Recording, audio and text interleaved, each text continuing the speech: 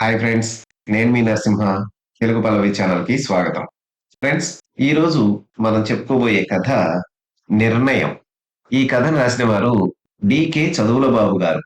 చంద్రపురి గ్రామంలోని మాధవరెడ్డికి, పెద్దారెడ్డికి మధ్య పచ్చగడ్డి వేస్తే భగ్గుమనేంత శత్రుత్వం ఉంది. వారి కుటుంబాల మధ్య ముఠా కక్షలున్నాయి. ఒకరి మనుషులను ఒకరు చంపుకుంటూ ఉంటారు. ఆ ఊరిలో వారికి కంటి మీద కునుకు ఉండేది కాదు. మాధవరెడ్డి కూతురు శ్యామల చాలా అందగత్తె. వైజాగ్‌లో మెడిసిన్ చదువుతుంది. చాలా కలుపుగోలు మనిషి. వైజాగ్‌లోనే పెద్దారెడ్డి చిన్న కొడుకు మోహన్ రెడ్డి ఇంజినీరింగ్ చదువుతున్నాడు. ఇద్దరూ ఒక ఊరు వారైనా ఏనాడు ఒకరినొకరు పలకరించుకునేవారు కాదు.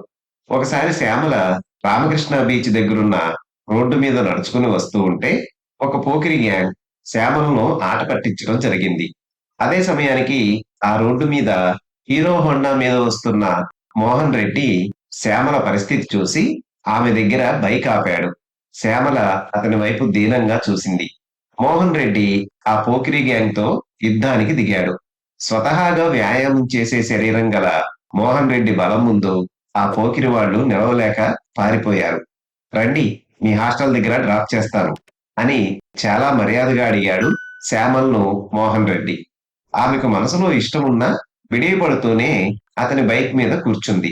అలా పరిచయమైన వారి స్నేహం ప్రేమగా మారింది. కొంతకాలానికి వారిరువురు ఒకరినొకరు విడిచి ఉండలేని స్థితికి వచ్చారు. అయితే పెద్దారెడ్డి కొడుకు మోహన్ రెడ్డి తన కూతురు శ్యామలతో చనువుగా తిరుగుతున్నాడన్న విషయం మాధవరెడ్డికి తెలిసింది. ఇరు కుటుంబాల మధ్య ఎన్ని కక్షలున్నా వారిరువురు సాయంకాలం అవ్వగానే గ్రామం చివర ఉన్న కొండ మీద కలుసుకునేవారు. ఒకరోజు ఎప్పట్లాగే మోహన్ రెడ్డి, శ్యామలలు కొండ మీద కలుసుకున్నారు. అప్పటికే అక్కడ పొంచి ఉన్నారు మాధవరెడ్డి, అతని అనుచరులు. అప్పుడు మాధవరెడ్డి బయటకు వచ్చి మోహన్ రెడ్డి గొంతు పుచ్చుకొని, మీకు మాకు పడదని తెలిసి కూడా నా కూతురికి ప్రేమ పేరుతో అన్యాయం చేయాలని చూస్తావా అని తన చేతిలో ఉన్న కైజారుతో మోహన్ రెడ్డి గుండెల్లో 4 పోట్లు పొడిచాడు.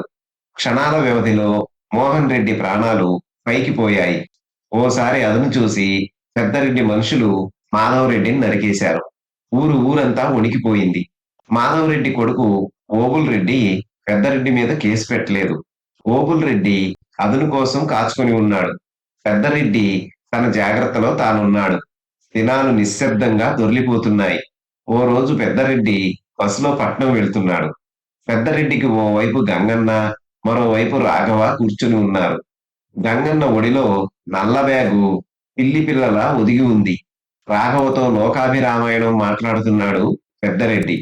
ఓ జీపు రోడ్డు మధ్యకొచ్చి ఆగింది. సడన్ బ్రేకుతో బస్సు ఆగింది. జీపు నుండి 6 దృఢకాయలు దిగి పరుగున బస్సులోనికి దూసుకొచ్చారు. వారి చేతుల్లో కత్తులు, కొడవళ్లు చూసి అంతా బిగుసుకుపోయారు. పెద్దారెడ్డి, రాఘవులను మెడకు తాడేసి బరబరా కిందికి లాక్కొచ్చారు. వాళ్ళ వెంటే గంగన్న కూడా దిగాడు. జీపు దారివ్వడంతో బస్సు సర్రున వెళ్ళిపోయింది. బాంబులు తీరా వారి పట్టు నుండి విడిపించుకునే ప్రయత్నం చేస్తూ అరిచాడు పెద్దిరెడ్డి. వాడిని మా వైపు తిప్పుకున్నాం, అందులో బాంబులు లేవు అంటూ క్రూరంగా నవ్వారు. గంగన్న బ్యాగును పొదల్లోకి విసిరేశాడు. రాఘవ, పెద్దిరెడ్డి గింజుకుంటున్నారు. కత్తులు, కొడవళ్లు పైకి లేచాయి. వారి శరీరాలు ముక్కలయ్యాయి. 3 మనుషులు గంగన్నను పట్టుకున్నారు. నమ్మినోణ్ణి మోసం చేశావు, మాతో చేతులు కలిపావు, మాతో మంచిగుంటావని నమ్మకమేంటి బే అంటూ కసుక్కున కత్తులు దింపారు. గంగన్న ప్రాణం గాల్లో కలిసిపోయింది. వాళ్ళొచ్చిన జీపు క్షణాల్లో మాయమైపోయింది. పెద్దిరెడ్డిని, ఆయన మనుషులను నరికారనే వార్త ఊరంతా గుప్పుమంది. తండ్రిని చంపినందుకు ప్రతీకారంగా అది ఓబుల్ రెడ్డి చేసిన పనేనని అందరికీ తెలుసు. ఎవ్వరూ ఆ మాట పైకి అనలేరు. పెద్దారెడ్డి కొడుకు జయేంద్రారెడ్డి వచ్చి శవాలను చూశాడు. ఆవేశంతో గుండె రగిలింది. కళ్ళల్లో నీళ్లు తిరిగాయి.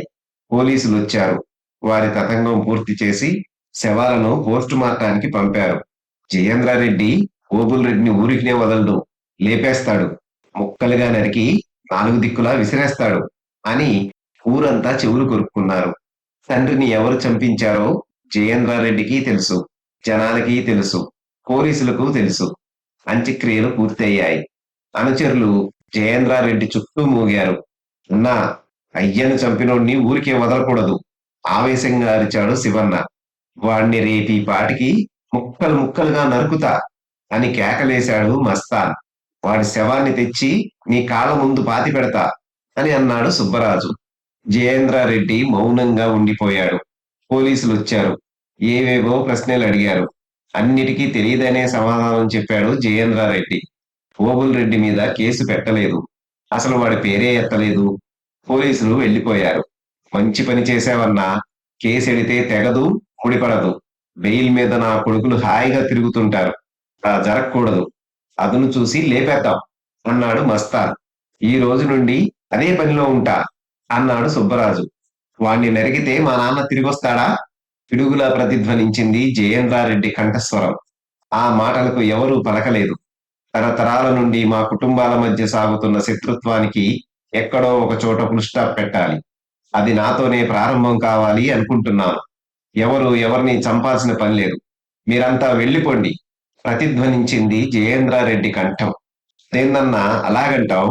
పెద్దాయన్ని చంపినోణ్ణి ఊరికినే వదలడానికి మనమేం చేతకానోళ్ళమా? గాజులు తొడుక్కున్నామా? బాగా ఆలోచించన్నా అన్నాడు సుబ్బరాజు. బాగా ఆలోచించే ఈ నిర్ణయం తీసుకున్నాను. ఒకరినొకరు నరుక్కుంటూ ఎంతకాలం ఇలా? మనిషిని మనిషి చంపే ఈ రాక్షస విష సంస్కృతి నాకిష్టం లేదు.